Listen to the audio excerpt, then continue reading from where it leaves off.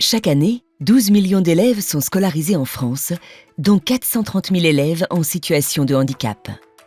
Le handicap peut être visible, comme chez Ahmed, qui doit se déplacer en fauteuil roulant. D'autres invisibles, comme Sarah, qui a des troubles 10. On retrouve également des situations comme celle de Rémi, qui est anorexique, ou Tiffaine, qui est malvoyante. Mais dans ce cas, face à ces différences, qu'est-ce qu'un élève en situation de handicap et comment l'accompagner? Sarah est une élève de 4e. Les enseignants ont remarqué qu'elle rencontrait des difficultés de lecture et d'écriture.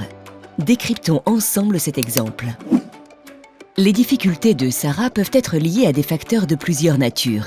Cela peut être des difficultés liées à un contexte culturel. C'est le cas par exemple d'un élève dont le français n'est pas la langue maternelle. Une autre explication peut être des difficultés sociales. Cela peut aussi être un fonctionnement neurologique différent. Ces trois causes différentes peuvent s'entrecroiser. Dans le cas de Sarah, la cause est neurologique. Il s'agit d'une dyslexie. Notez que la dyslexie est un trouble. Cela ne suffit pas pour parler complètement d'un handicap. Parler de handicap, c'est bien évidemment parler des difficultés de la personne liées à son trouble, à sa maladie et la manière dont cela va modifier son fonctionnement mental ou physique. Mais il est également important de prendre en compte l'environnement dans lequel vit cette personne.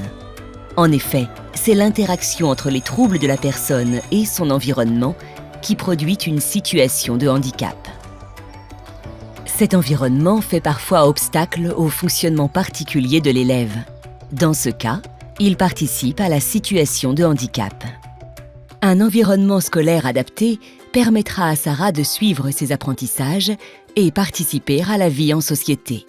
Renforcer un environnement adapté n'est pas nécessairement complexe. Cela peut être une simple modification de la police d'écriture pour les devoirs, un aménagement des horaires permettant à Sarah d'avoir plus de temps pour relire ce qu'elle a écrit.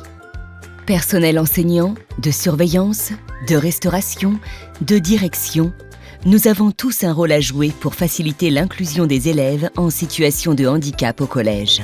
En prenant en compte les spécificités biologiques de ces élèves et en favorisant un environnement adapté, nous permettons à chacun de suivre une meilleure scolarité. En créant un environnement adapté, nous permettons aux élèves de favoriser leur capacité à construire leurs projets et leur autodétermination. Pour y parvenir, il faut parfois s'appuyer sur des ressources externes à l'établissement. Selon votre situation, vous pouvez par exemple vous diriger vers la maison départementale pour les personnes handicapées, les associations de famille, les équipes mobiles de soutien à la scolarisation.